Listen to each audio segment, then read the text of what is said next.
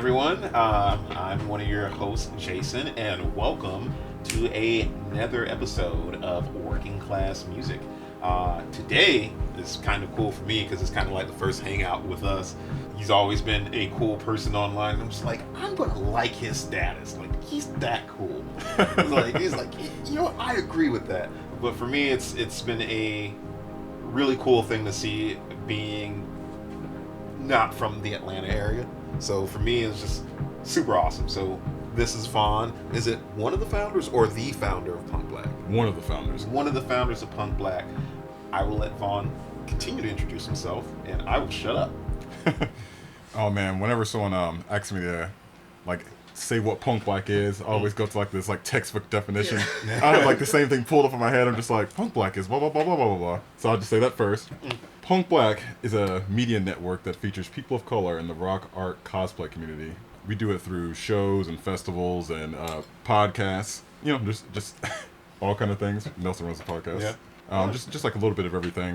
Through the quarantine, we've been doing a lot of live shows and stuff like that. Well, live shows online from people's houses, which I think is really, really cool. That is really cool. Because I know, actually, speaking of quarantine, how would you say quarantine and the whole COVID thing has affected Punk Black? Because I know with shows being slowly phasing their way back into existence, and you guys doing shows from people's houses and whatnot, what was the impact for you guys like? Initially, it was like everybody else. It was like, what the fuck, Of course, we're losing money that we make a month to help with other things, but it's weird. COVID has killed a lot of businesses and stuff like that, but for Punk Black, it's sort of reinvigorated some sort of super energy within Punk Black. It's this year and a half is we went to the hyperbolic time chamber. It's Dragon Ball reference.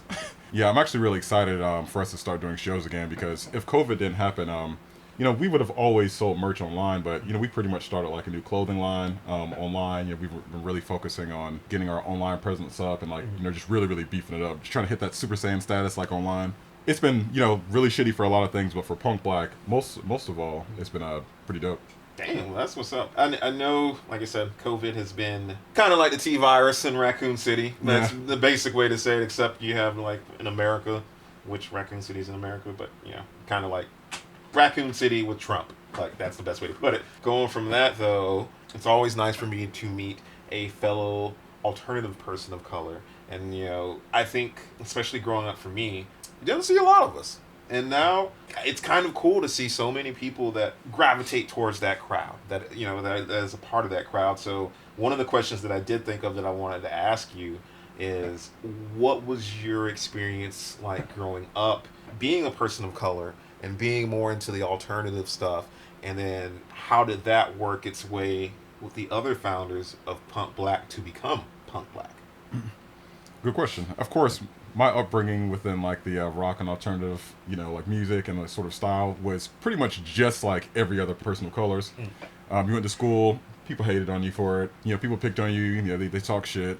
Wait, did you have one of those anime shirts, the button ups, everybody know what the Japanese the satin silk ones? Yeah. I've talked shit a lot about those shirts. I never had one. I've had different parts of my life where I'm like, this shirt's lame as fuck, and then I've other times I'm like, this shirt is actually kind of badass. No, I never had one of those shirts. My clothes were all over the place. At one point, I was just wearing uniform clothes because my parents made us wear uniform clothes, even though no one else was. Then another time, I was just wearing Jinko pants all the time, stuff like that. So I was pretty much always a target to get picked on. I know. I can relate to that. But continue. But it was pretty much the same. There wasn't a lot of us around, and then when we did find other people, we just bonded together so hard, and just went through different stuff. But getting older, I'm playing on the Atlanta scene for. I don't want to say this has been this long for about 10 years. I guess we played for about 7 years before we played Punk Black, but we noticed there wasn't a lot of opportunities or a lot of spaces where people of color and rock music were promoted or anything like that. Except for Afropunk, which we looked up to back then. And the rest of the founders had the same sort of issues. Most of us were in the same band when we started Punk Black. Oh wow. Yeah, so it was we decided to create a show. To be honest, we didn't even think that we were going to continue doing it. We were just going to do a one shot. We were just going to do one show and then be like, okay, that was dope. It was done.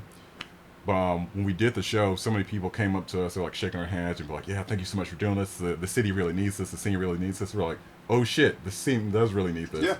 So we just kept doing it, and it's evolved into this. It's going to be 6 years this month. Jesus. Damn, that is a long time. I mean, like I've always said, representation is a big thing. So it seems like you guys discovered that being in the same band, hey, we should keep doing this. And it worked out. So what would be some of the highs and lows that you guys had while doing this? Of course, the mega low for any sort of business is always money. So Yeah. In the beginning, and now, we have different financial issues and stuff like that. Actually, a lot of the lows and simultaneously the highs came from us doing house parties. Mm-hmm. Just the stuff you go through from doing house parties. One is really dope. You get to make all the money from the bar. You get to control like a lot more of the shows. But on the other hand, it's a fucking house. Yeah. So the cops are gonna come eventually. It's not even like will the cops come? It's like, no, the cops will come. You just want to make sure that you're not too drunk to talk to them when they get here. Yeah.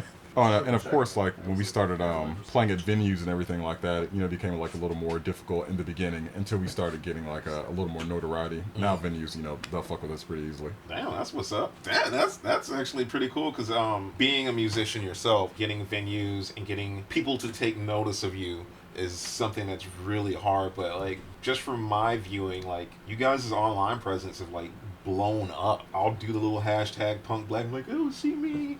but yeah, I would say I feel like this is such a cliche question to ask, but I'm going to ask it. What helped contribute to the success of you guys' online presence? That's way too cliche. In my contract, it says I can't answer any cliche We're questions. not. I refuse to. No. Actually, just being like just super straight up. Our online presence, we were hanging around the 3,000, 4,000s on all of our social media for a long time. It started because we were already posting cosplay. It started from this one picture of this cosplayer doing like Princess Jasmine. I can't even remember her name. And it wasn't even real cosplay. Someone photoshopped her in cosplay. Mm-hmm. It was insane how well it did. I just looked at it and I was like, this is the post that's going to help our numbers grow. I had no idea it happened. Ended up getting something like 50,000 shares or between 50 and 100,000 shares, honestly. It's viral. Yeah, that was the first time we had a post that went viral. That was like the beginning, and then more people started noticing Punk Black. We kind of just like rode that wave. I started studying more about like, Facebook marketing and social media marketing and like, behind the scenes and, how to like read the numbers and, what to do as far as on different times. So we started like, after that moment happened, it was sort of like eye-opening for us because we're just like, it's not going to be what we think that brings us from one level to another. It's literally going to just be like something fucking random. Now we just know how to like read the signs in the scriptures rather than like them just popping up everywhere. Like, I don't know, what are those alien grass field things called? Little crop circles. Crop circles, yeah. I was gonna say not the bad Mel Gibson. Wait, it's not Mel Gibson. Signs. Yeah, Signs. That movie. That's crop circles. I know it's crop circles, but I'm still upset that you don't see the aliens until like the fucking end. But that's a different story. I still like that movie actually though. I was going to ask some entertainment questions afterwards, but it's like I changed my mind after knowing you like that movie. Yeah, knowing you like the movie now, we're just gonna not go there.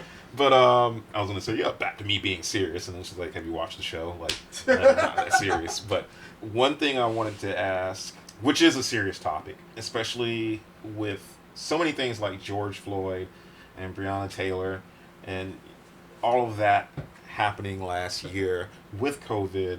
It was really, it's weird because, being a person of color, we saw people of color talking about that. And I wanted to ask you guys' take on it. Like, I know people are like, oh, we know what you guys' take is going to be, but I'm going to ask that question anyways because I feel like it's something that should be discussed. I agree. Obviously, just straight up, it's completely fucked. We shouldn't be getting killed by like a system that proposes itself to be defending us, especially police officers. It's honestly ridiculous that it's still happening at this point in time. Yeah. I feel like if aliens are looking like in a scope of us, they're going to be like, they were supposed to be past this. Yeah. Like, already.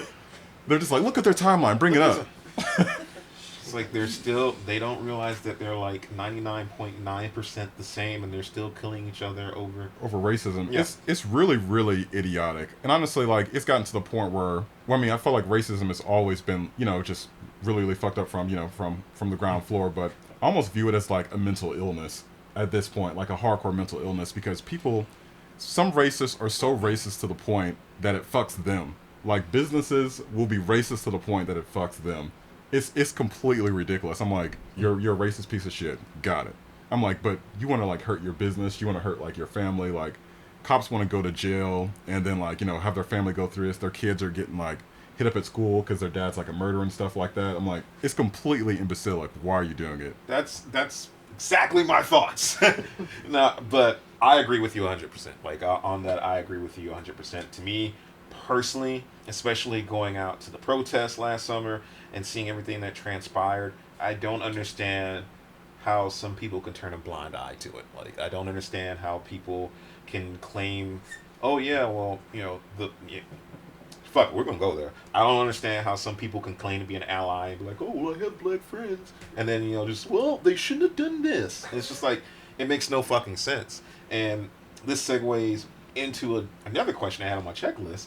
What has been some of the racist experience you guys have experienced with punk black? Like, because there's other things I want to get into on that, but I just want to know, because it's just like the thing of being a person of color, especially a person of color in a predominantly white area, the more success you tend to find, the bigger a target you tend to be for that type of behavior. Right. I would say honestly, I expect at least little sprinkles and small rain showers of racism on punk black for all the time. Like, I expect it, in the comment sections, in our messages, sometimes it'll be some real crazy ass dude would be in the comment section going off about like, this cosplayer, like, why are they black? It's like, oh, why are you making music about white or black people? Even when we started punk black, I had good friends of mine, who I still love dearly, but some of them were also like, hey, I really don't think you should make like punk black, about like politics or like involve in any, like, I'm like, it's called fucking punk black. Like, I feel like people would come at us more if we didn't like It's involve like, politics to some degree. Have you listened to punk music? How it started? Exactly, which is crazy when we get attacked by racism and everything like that, because I'm like, if you're truly punk, you're against like the establishment, and the establishment is racist as fuck. Yeah. So I'm like, why wouldn't you be like on ground level against that particular thing? I'm like, you're not being equal. You're like, you're not trying to seek any sort of like peace for your fellow man or anything like that. Like, sometimes like really old school punks of US is just like not being like punk enough, even though we're called punk black. But I'm like, fuck it. I mean, you're not punk enough. Yeah. No, but that's a good way to look at it though, because I think the thing with for me, it's weird to see punk and other subgenres of punk take a more conservative stance, especially on something that is bringing in more representation like punk black, and kind of sticking true to the idea of punk, like saying fuck you to the system. Exactly. So it's just like, it's sad that I can understand it, because being a person of color, it's just like, if you're in an area, especially on the internet, predominantly, white passing, whatever, you're going to get that. I guess going off of that, what has been some of your experiences as a person of color in the alternative scene dealing with racism? Because I feel like with myself, that's something that I don't get to talk about very often, and like, because I don't want to sound self-indulgent, like, I really don't, like, I'm trying not to. It's like, but like, being in bands and stuff from the past couple of years, there's a lot of racism, sexism, there's a lot of isms in the alternative scene that I feel like some of my white friends don't see because they're not a person of color. And I've had my own experiences, especially like being in bands and like touring the world and stuff, that I've just been like, yo, this is this year and I'm still getting called the N-word in Texas. One of the things I definitely wanted to talk about was your experiences and kind of have you share that, because I think what people don't realize, it's people like, oh, well, you're, the black white kid. And it's like, no, that's not. It's like, I'm black 24/7. And like the shit that you think that I don't get, I do get. So tell me about growing up as a black person in the alternative scene and dealing with that racism. For me personally, I will say, luckily, I was born as a tall ass dude with a deep voice. So like, there's not a lot of like, I mean, of course, I get more microaggressive racism around me all the time. There's not like a lot of there's not a lot of dudes who are just coming to me and be like, yo, what's up? And I'd be like, really? It's like scene changes. You know. See, that's the thing though, because I've had that happen to me. One of the first bands that I was in, we were in Texas. And I remember I was this is how bad I'm dating myself. I was so pissed off for whatever reason. I was in the corner on my sidekick, and yeah, I always wanted one of those. yeah, they were awesome until you realize how slow they are. But I remember being in that corner, just pissed off, like kind of not talking to anybody, and this guy comes up and he's like, "Yo, I don't mean to offend you." And in my head, I'm like, "Of course, this is not." Get ready to be offended. Get ready to be offended. He was like, and the part of me was like, "You're not a person of color. You're not black, so you probably shouldn't say the N word, period." But he was like, "What's like you doing in music like this, like you know?" And I was just like, in my head, I was just at that moment I was flabbergasted, but at the same time I was just like had a Mass Effect moment of like Renegade or Paragon. Well, there was no Paragon. It was just like Renegade or even more Renegade.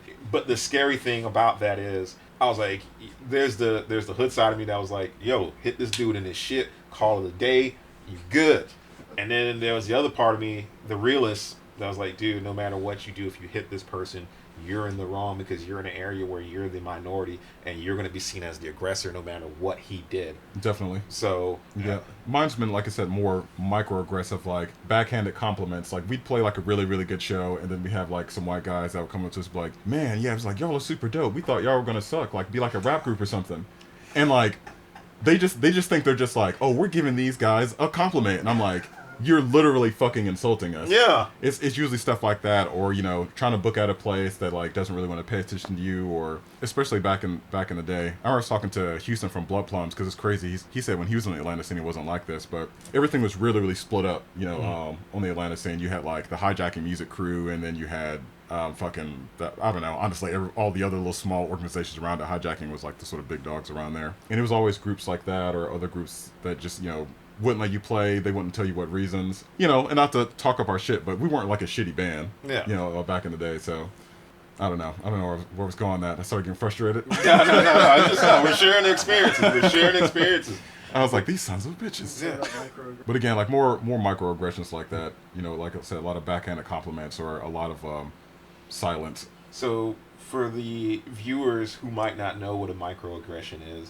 I can just put that. I can just drop that. Yeah. Oh yeah, drop. I was saying just drop the definition because I don't know the exact definition. Yeah. Another form of microaggression, which is kind of interesting that I'm sure that you guys get. How do you guys respond to like cis all white bands trying to play punk black? In the beginning of punk black, that made it sound like it was about to be like, like in the beginning. In the beginning, there was punk black and these white guys who kept hitting us up. Dude, you should do voiceover. Oh man, they used to hit us up all the time. I'm pretty sure they still do. Yeah. But not to sound like a complete dick. But for me, if you didn't take the time to really, really research what punk black is before emailing us, then I'm not gonna waste my time emailing you back. So nowadays, I kind of just ignore the emails. But before, of course, we were trying to be like really, really nice with everybody.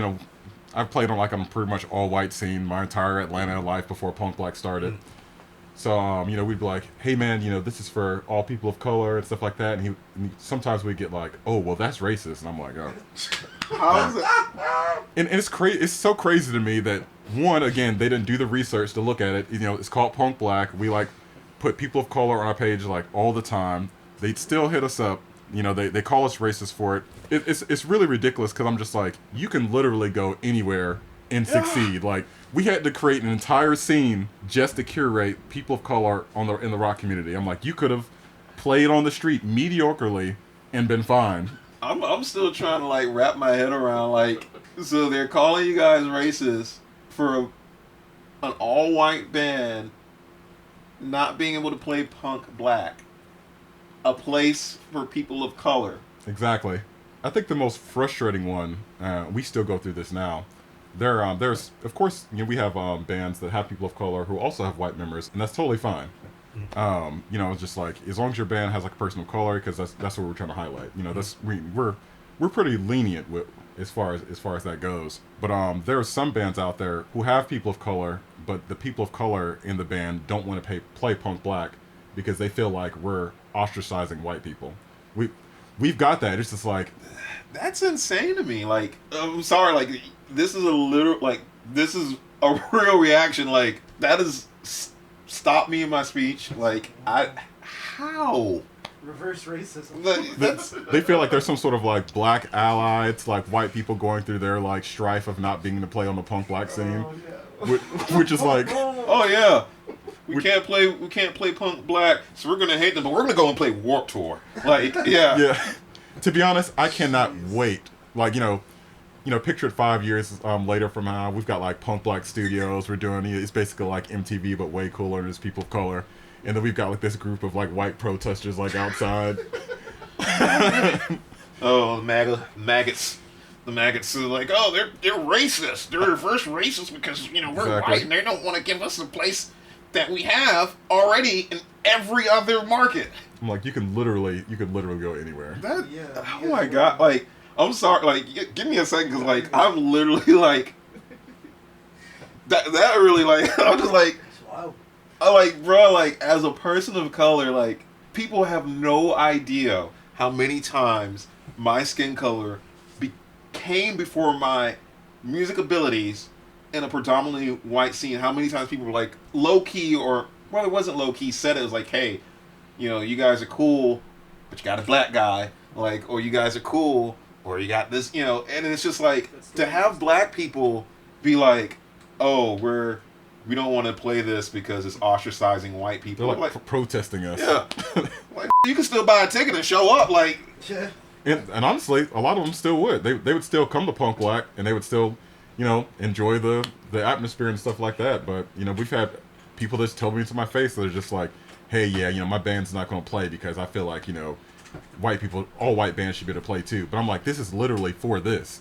yeah, like, All lives. if you are an ally, Exactly. you should understand that. Like, it's literally the musical. It's literally the music equivalent of All Lives Matter. So why aren't you letting us play? Because hey, it's like, hey, we get it. Black Lives Matter at this music festival, but all lives matter, and we don't think you think all lives matter because we can't play the Black Lives Matter fest. Like I'm sorry. Like, I'm not trying to make this a humorous situation. No. Like it's complete. It's honestly like just stemming off all lives matter, especially like involving music. It's ridiculous. It's like going to someone else's birthday party and protesting their birthday party because you didn't get any presents. So you just gonna bring me a birthday gift on my birthday to my birthday party on my birthday with a birthday gift? Happy birthday. Bitch. Like, no, but that's, oh my god, like, this, I'm sorry, this is the first time this has happened, like, where I'm just like, I like, seriously, as a person of color, whether you're black, queer, whatever, I feel like if you are not cis white, you have a harder time in the music scene than anyone else. So, Guaranteed. yeah, guaranteed, you have to work harder than anybody else, especially the alternative scene.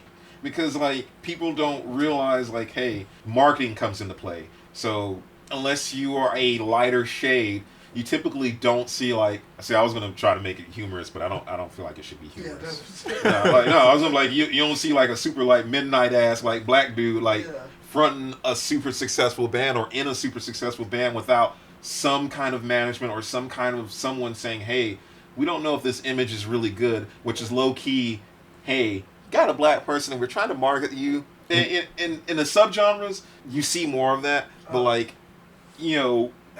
I'm like literally like, oh man, this is really good. I'm sorry, it's just like now I'm just like I'm still just like literally like Having a breakthrough over here. yeah, well, not even a breakthrough. It's just like like I would never have expected that. Like I never would have expected it. Like The first time we encountered it, I was the same way. I was like, I was like, I'm offended, but like I'm confused. yeah, like. I'm just like, this doesn't make sense. I'm like, this is literally like for you. And of course, like, we're not like, our advertisement isn't like, punk black, fuck all them white dudes. That's like not our slogan. Like, white. Oh no, that was on a T-shirt. I'd probably buy it. We're not promoting hate or anything like that. We're just promoting the love of people of color loving themselves in the alternative genres. Yeah, and it's meant to be it's meant to be inclusive, Yeah. and they're excluding themselves. They're literally excluding So themselves. it's like, I'm sorry, this is just like, oh man, this just took a whole different turn because like I did not expect that, and it's just like now I got to gain my composure back and like actually got to think and like No, no, you would think like, even again, piggybacking off of the All Lives Matter thing. Again, it wasn't just like, white friends who told me we shouldn't make punk black political, but we had like people on the punk black team at the beginning who were like, it's like, oh, so we're just not gonna have all white bands. I'm like, no, I thought we already discussed this was punk black. And that's the thing though. Like the name punk black. Like, I'm sorry, you can't take that and not have politics involved in it. Like. Because the thing is, being a black person in America, and this is just my own tangent, like, you should be politically aware. And, like, because your life every day is politics. You don't have a choice. Yeah, you don't have a choice. So for people to think otherwise, like, hey, you're doing this thing, but we don't want it to be political. Well, if you don't want it to be political, just go to fucking Warped Tour. Like, go to some other thing, like, that isn't that. And I'm not dissing Warped Tour, because they do have... Well, fuck Warped Tour right now. Yeah, fuck that. Like, shit. Yeah, Young Mouse not playing that.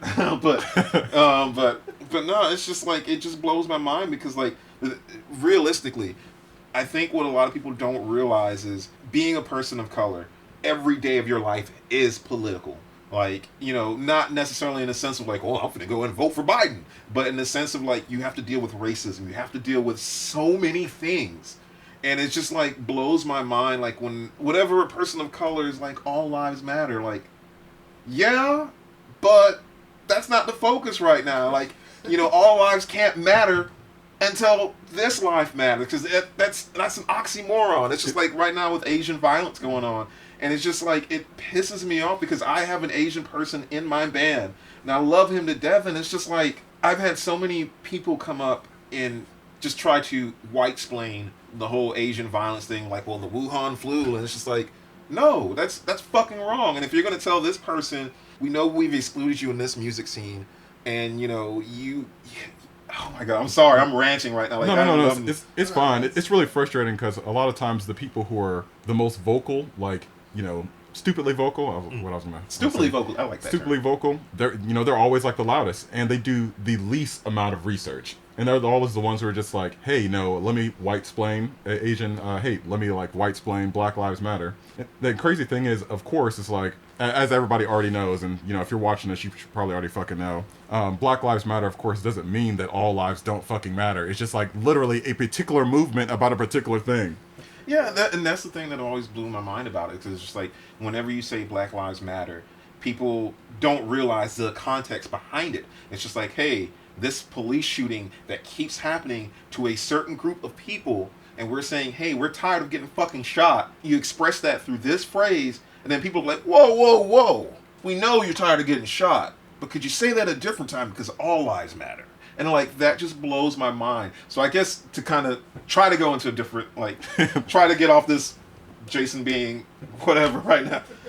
So tell me about some of your experiences from people from different political leanings, like, that are more conservative based, coming to something like punk black, what their experience and takeaway might have been from it, because I think it's really interesting to have someone go and experience something like that and see that representation in person and why it matters. We haven't had a shit ton of, I guess, like, white cis converts that I know of. But definitely, I would say, again, not exactly converts, but there's been a bunch of people of color who have like started coming to punk black at the beginning, where you can tell where it's like still, I don't want to say like they didn't know their way, or they weren't really comfortable in their skin. They weren't really comfortable like, being as far as the art community and stuff like that. Growing up, we all got picked on and jumped. Yeah. So I'm just like, I understand. Got rolled, bro. Like, that's one thing y'all don't know. Y'all, I'm gonna just make this quick little aside. If you grew up in an all-black neighborhood or all-black community and you was the alternative, you got beat up at least. You got beat up. At the least, you got beat up, but at the least you became a good-ass roaster. Yeah. You're funny. Yeah, at least you develop your personality. Mm-hmm. I've definitely seen a lot of people sort of like discover themselves like on the punk black scene. Like in the beginning of punk black, like I said, they were like sort of like in their shells. They didn't know whether they wanted to be active in the alternative community. Didn't know if they wanted to be vocal. Then like over time, even not saying like we like tell people how to dress, but their styles will change and stuff like that. You can tell they're just like more comfortable in their skin. We've had a lot of people convert from being not comfortable with themselves to being very comfortable with themselves. And I'm glad you said that, because for me, like the past few years in Atlanta, I feel like that was one of the biggest takeaways from Punk Black. Like, I have so many friends that would attend, and looking at them from the past couple years to them being comfortable in their skin now, to me, that's something that a community needs. Like, people being comfortable with who they are and not being, again, it goes back to inclusion. And it's like, you're included in this conversation, you're included in this community. And I personally feel like, one, I gotta say thank you for that, like, you guys, because that's a feeling growing up that I wish I would have had. Like, same. Know, yeah. So, speaking of which, on the awesome things that you guys are doing a fundraiser, so to speak, right now. Oh yeah. And I definitely think we should talk about that for a little bit. So tell us about what this fundraiser is, and what people who are watching this can do to contribute to this fundraiser. Give us all your money. Yes, money. Subscribe, Patreon. But the fundraiser is for us to have a physical space, like a network studio for Punk Black, so we can start filming more shows, more interviews. We can run the podcast out of there. Just a bunch of different things, like in a physical space, opposed to us doing it online and everything like that. Of course, important wise is for just representation on the ground floor. We'll be able to do so many different things. We're really trying to make the leap from just like social media, sort of like influencer, to like, for lack of better terms, real media network. Like that. Real media network. Copyright. Sort of like an MTV, but, a bit cooler, more inclusive of people of color and different scenes, more focused on cosplayers, focused on like nerd lore. Our studio will encompass all that, but not only that, it'll give bands and, bands, cosplayers, videographers, people on the scene, like a low price place to record, or to use the space. It'll still be, of course we'll have to take money to keep the place open, but it'll be more so like a, community space where, we can have anybody in like the Punk Black community use. Okay, and tell people where they can go and, donate, like, just tell them where they can go and give monies. It was like, donate or share, whichever, I know not everybody has it like that, so if you can share, that'd be groovy, but if you could donate, that would be spectacular. But we'd still love you regardless. Link down here. Link down here. Oh, punkblack.com/donate. I don't know if it's going to be like punkblack.com/donate or the other way. I'll get it in there somewhere. It's down here. Yeah, it's down here somewhere. Somewhere in the magic world of editing, it's down here. Watch, Nelson's going to fuck with us and he's going to like put it like on top. That's pretty awesome. Again, like, for me, as a person of color, it's really, really inspiring hearing about it. Because the thing about it is, like, if there were more people like us, we'd probably form a band and, like, shit, probably take over the world by now. Yeah, exactly. Yeah. Well, speaking of music, you might not know this, but Vaughn here is a really fantastic guitar player. Oh, why, thank you. Yes. So what was, like, who were some of the people that inspired you musically, for lack of a better term, that made you feel less alone and made you see, hey, I could do that? Growing up, that's a good question. To be honest, I listened to a lot of Japanese music growing up, a lot of J-rock music. I was really big into Larkin Cell and like Darren Gray and everything like back in the day. So I really, really depended on those guitar players for like my escape. Of course, there's like U.S. guitar players I really love. Of course, we always have to say Jimi Hendrix. Yeah. Yeah, I feel like there's an old black person watching this right now. I'm talking to you. Yeah. He's like, you better mention Jimmy. You better say Jimmy, because he ain't talking if you ain't shit if you don't mention Jimmy. I feel like Jimi Hendrix definitely, besides just having like good music and being a black person, just between like his style, he just had like this, the sort of like openness, even like in his playing. I feel like those are his foundational things. Yeah, those are no, I'm sorry. Like that's the thing, because I've always said with Jimmy is like, you have three types of musicians. You have the musicians that are like super technically talented. Then you have musicians that are kind of songwriters. And you have the musicians that are kind of both. And Jimmy was in all three, but more so getting towards the third one. And the thing that's cool about him, in my opinion, I personally am of the belief that there hasn't been someone to push guitar playing forward like Jimmy since Jimmy. And then the only other person that, people may name is another person of color, like Tosin Abasi. You were saying that, I was like, Tosin Abasi. Yeah. Like, the only other person like that I can think of is Tosin Abasi. Like, he's definitely, I would say Tosin is like, he might be like the best guitar player of our generation. Oh yeah, undoubtedly. Yeah, because how old is he? He's got to be like in his early 30s. Early 30s, maybe mid 30s. But he's so cool. Super phenomenal guitar player. And I'm not even super into that style of music right now. You know, go through like different musical phases. You know, growing up, you know, I listened to J-Rock, and then I listened to like a bunch of email shit from like, you know, the 2000s. Oh man. You know, I had my prog rock stage. I had like my just straight up just like death metal stage, and then now I've been listening to, I guess, like a lot more J-Rock music, a lot of Tricot, and a bunch of Tricot is amazing. Like, yeah, they're really, really good. Sometimes they play different parts, and I'm just like, what even led you to think of this part in this vein? Because apparently when they started, they didn't even fucking know what math rock was. They started playing, and then someone was like, "That's math rock," and they're like, "What's that?" And they were like, "Oh shit, you guys don't even know what it is." And you're doing it. It's like, oh man, but that's still pretty cool though. Like, because seeing people of color in all genres is a cool thing. And so there's Yvette Young, like seeing her on guitar. It's like, one, she's a woman in a man's space, shredding like nobody's business, and she's an amazing guitarist. And she's a person of color, so seeing that is really inspiring, because I look at my nieces and seeing them grow up, and it's like, man, they can look to her and say, hey, they have what I kind of wanted growing up, and they have that in someone like her.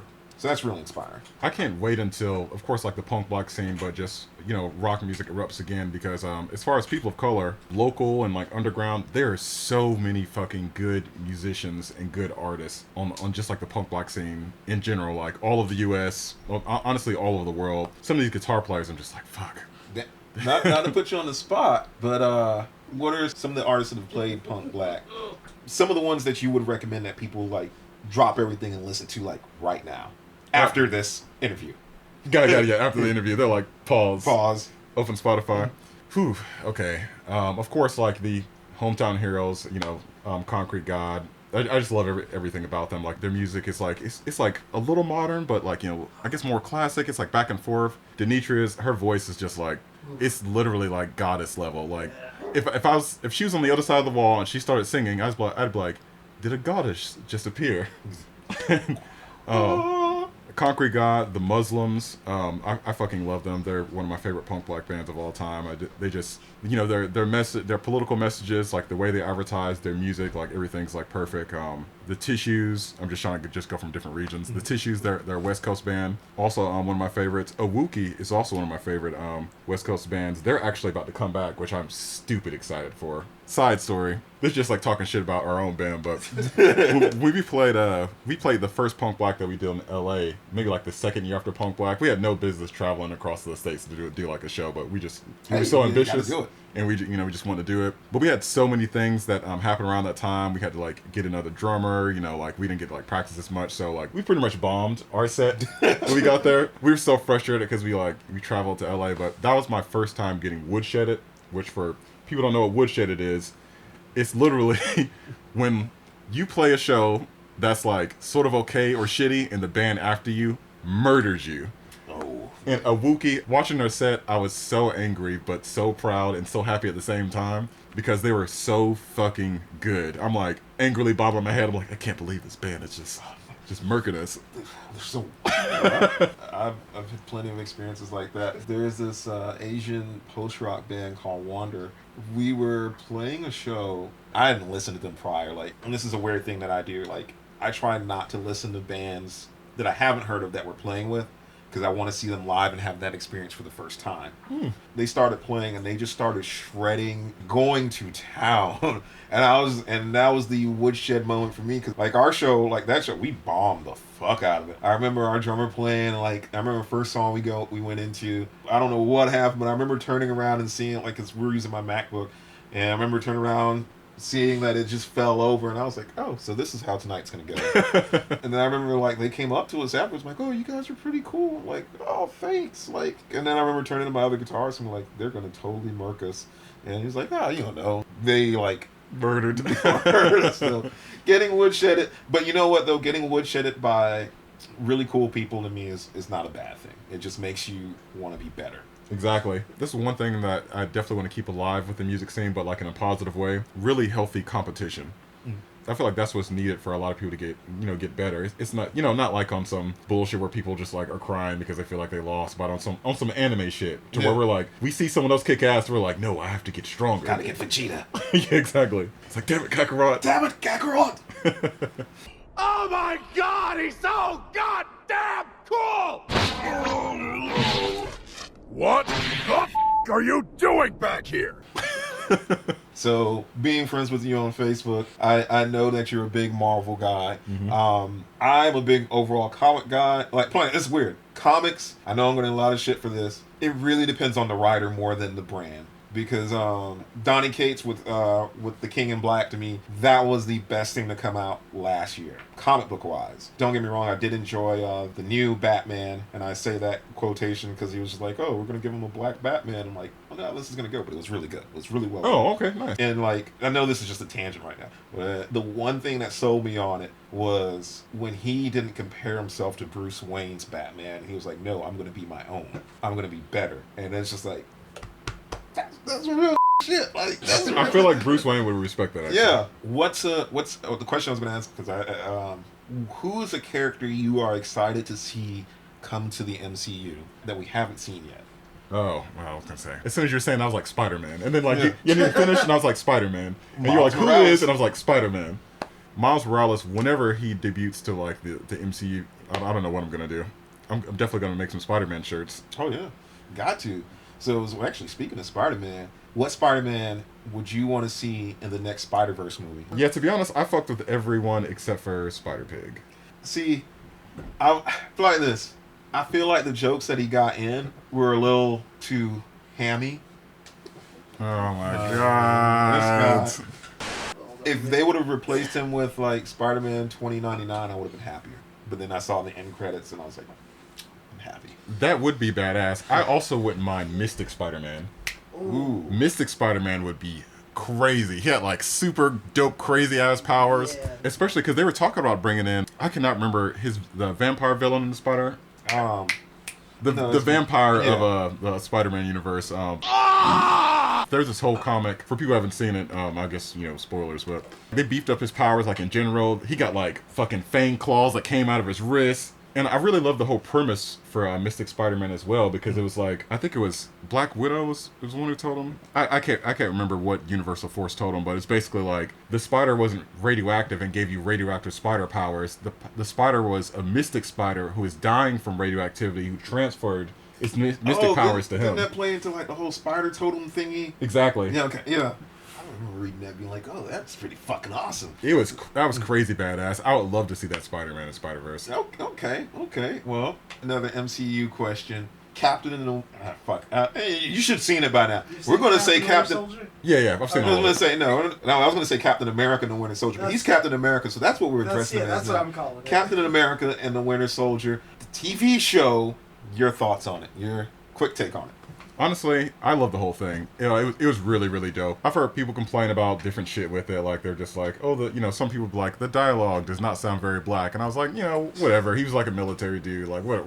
I don't give a fuck. Disney wrote it. So I wasn't really super, super concerned about that. Some people wanted a different actor other than Anthony Mackie, but I fucking love him. He killed it in Altered Carbon. God, I love that show so much. I wish we were going to get to season 3. I need to start it. I know. I saw the previews for it for a while. I was like, I need to start that. Oh, Castlevania season 4. Oh yeah. Like it's like everything like kept popping up. I was like, I need to start that. Oh, Falcon and the Winter Soldier, Captain America and the Winter Soldier. It was really good. Like, I loved almost everything about it. The only thing I didn't like was his costume. Yeah. The costume at the end. Not that I didn't even like the style. Okay, the style wasn't my favorite, but like his costume didn't even seem fitted. Like when you looked at regular Captain America, he lifts up his arms. It's like, okay, this is fit. This is molded to my body. I'm just like, you're telling me that someone in Wakanda made this suit for this dude, and like they didn't even give his precise measurements. Like, he was like bunching up at weird parts. It looked like a cheap costume. No, that's the thing that took me out of the show. Like, because I remember like when he came down, I was like, why he look like he just came from Dragon Con? Like, but it's exactly. Accurate. No, that's the thing though. I've always said there's a line when comic book accuracy goes wrong. Mm-hmm. And we hit that line there. I was like, bro, like, oh man, like, so the Wakandans really must have been like bitter about that whole like Baron Zemo thing, because I was like, they just fucked him over. They just fucked him up. They definitely could have changed the colors. They've like altered costumes in the MCU already. Like, there's so many like costumes that are hypersexualized in the Marvel universe. There's no way they could put them on screen. Witch, get out of exactly. here. There's no way. Carol Danvers, Miss Marvel, like. rogue. Like, Yeah, so I'm like, there's the they famous had to change there's it. the famous meme of her from the '90s animated series in front of Apocalypse, like laid out. Like, really? Yeah. So if they could change that, I'm like, they could do my man Falcon like a little bit. The rest of the series was gorgeous. His new wings from Wakanda, I was like, okay, that's Wakandan. But like his suit, I was like, damn. I was like, did fucking Bucky sew this together himself like the night before? Did old girl knock off Bucky's arm and he had to sew it with one arm? With like, one arm. Like, He's like, luckily she didn't knock off my sewing arm. yeah. Oh man. But like again, everything else was great. I love their character development towards the end. It was really good. They do well together. I love like the Dora Milaje like jumping in and beating the shit out of Great Value Captain America. Oh yeah. You know, honestly, I went into that series not expecting to enjoy it as much as I did, because I know some people are going to hate me for this, but I feel like WandaVision to a degree was overrated. Like the beginning and the ending of WandaVision, I was like, but the middle, I was like, oh, when all the plot started coming together. But I was really amazed because I knew COVID shortened the episode run from I forgot however many episodes they had planned to like 8 episodes. Wow. So there was a lot that would have been further elaborated that was cut out, and for that I was like, man, this is the best thing that I've seen in a while, because I am a DC guy. I will say, hold on a second, I will say this, but I'm paraphrasing it. I am a DC guy, but I've been on camera for my disdain of the Arrowverse. And it's just like, seeing the Marvel shows, I've just been like, why they doing the Flash like that? Like, why is he over here crying all week? I think it's more like a CW thing. It is. I've always felt like with the old, like, especially with the Marvel series, and maybe it's because I'm a big anime fan, shortened seasons are the best way to go. Like, don't get me wrong, I still enjoy Inuyasha, still enjoy Dragon Ball, like, still enjoy all of those things. But the problem with the DC shows is they have one basic plot, and then they have 26 episodes to stretch that across, which doesn't really allow for character development, because when you have one episode about a fucking musical, it's like, okay, cool, can we find out who Savitar is now? Like, Yeah. it's just but they're definitely like milking like a dead cow with a lot of yeah, this stuff. and you know, that's the thing, is I feel like it's hard being a DC fan nowadays, because it's just like, you kind of want them to do good, and then they do some shit, and you're just like, what? However, I will say this, because I want to get your thoughts on it as well. I know some of the internet trolls have been very adamant about their disdain for a black Superman, which is reportedly coming out. Personally, to me, I look at comic book movies and adaptations as their own thing. They're their own universe, which exists in a multiverse. It sucks because it's like, part of it is like, Warner Brothers, I know you guys are doing this because of money, more so money motivated than representation, but this is still pretty cool to hear about and see. So I don't know if you heard about those rumors, but wanted to get your take on it. I did. My take on Black Superman. You know, I'm totally down with the movie. I really don't expect much out of it, to be honest. I honestly also love DC. I've always been more of a Marvel head, but DC just can't seem to make a good movie, like a good live action movie. Like the Zack Snyder Justice League was actually dope. I didn't expect much out of it, but it was really, really good. But they already said they're not going to use Zack Snyder for shit anymore, because they have like this ridiculous notion of not listening to their fans. It's like, oh, our fans want this. Particular this. Can we do this? They're like, yeah, we could do that. They're like, absolutely not. We're not doing any of this. You know what? They really like that Justice League. How about Harley Quinn and Birds of Prey? Yeah, I'm like, I don't expect much out of the Black Superman movie. I think it's a cool concept. It's multi-universes. To be honest, I'm not really a big fan of like, we've got a superhero. He's dope. Now let's make him black. I'm like, can we just get like either new superheroes, or there's already superheroes that are like of color? It's like, you can just make movies about them. See, that's the thing that I will agree with you on that. Plus, as long as they're in the comics, I'm fine. Exactly. As long as they're in the comics, like, because I know some people were like, oh, Miles Morales. I'm like, no. I was like, he's actually better than Peter Parker. He's better than the teenage Peter Parker right now. Michael Bendis' run on that was awesome. And he has more powers. Yeah, and he has more powers. He's just an interesting character. When I think of the whole Black Superman, I was like, well, you know, that's cool. You know, especially on paper. I'm down for representation, but you guys literally have a movie with The Rock called Black Adam. Sad face. You guys literally have that with the fucking Rock, so it's gonna make money regardless. Honestly, like any sort of shit movie group that would just like say, hey man, let's replace Zack Snyder with Josh Whedon, to me is like just already just like doomed from the get-go. They're just like, hey, you know what, the Avengers did really good, and we're gonna do some Avengers type stuff, and you know what, Batman, you're gonna be Iron Man now, but you're gonna be wearing Batman clothing. And it's just like, oh my god, why the fuck is Batman cracking jokes? And why is he so much older than everyone else on the team? Yeah. Like, I'm fine with an older Batman, because, like, I've talked to Colt about this, and Colt will be like, oh no, he's like an older, mature Batman, he's doing this. I'm like, I get that. That's totally dope. But also make Superman older. Yeah. Also make, Wonder Woman's like 5,000. Yeah, so. no, man, she doesn't. I will say this: the one good thing, there's plenty of good things, but I'm just saying the one good thing that I appreciate about that Batman, because even though he is older, he's still one of my favorite interpretations. Only because in Zack Snyder's take, he didn't get his ass beat. Yeah. He did not get his ass beat, and I was like, finally, a Batman who doesn't get his ass whooped. I was like, don't get me wrong, I like Christian Bale's Batman. I don't care what anybody says about the voice, but I was just like, man, this dude's getting his ass whooped. Like, he's like, you really Batman? Like, you real life Batman getting your ass whooped like that? Like, who would be afraid of you? I think even now, I don't think I'd be afraid of Christian Bale's Batman. Like, if, No, I was, like, if I was in the alleyway buying some weed in the middle of the night and he popped down, I'd be like, man, what's going on?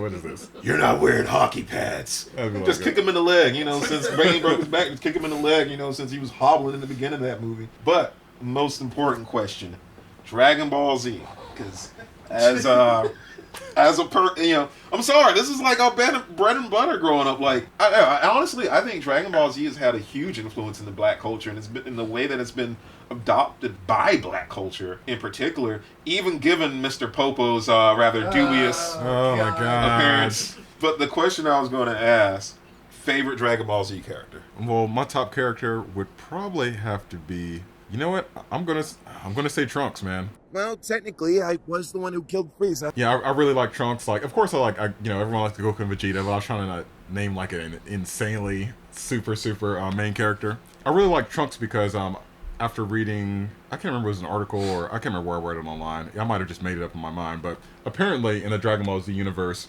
Trunks' timeline is the real Dragon Ball Z timeline. And the other timeline that exists with everyone else is only because Trunks went back in time to save the rest of them. So when you look at Trunks, like, Trunks lives in a universe where everyone else died. It's not like, okay, someone's coming to Earth, let me just squad up with Vegeta, Piccolo, I got this whole crew of gods. Like, Trunks, like, just has himself. And his mom, who's, aging, so, we don't know how long she's gonna be around either. He's definitely been my favorite character for a while, but especially after I heard that.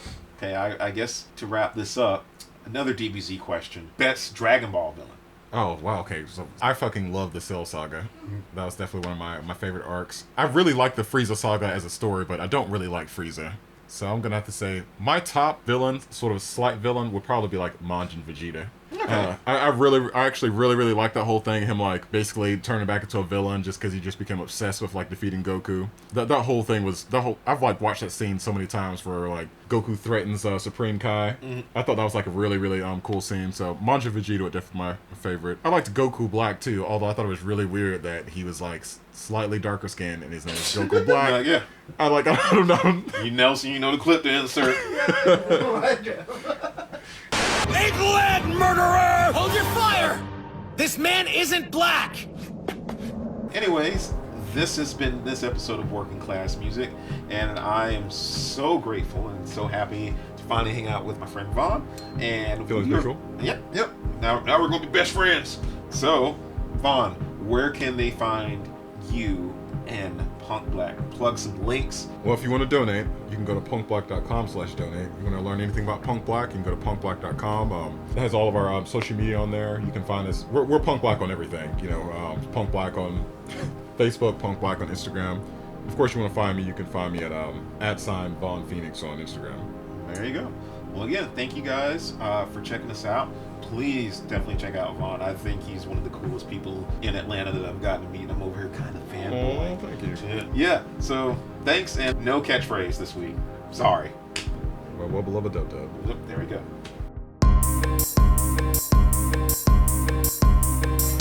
I've been having these weird thoughts lately.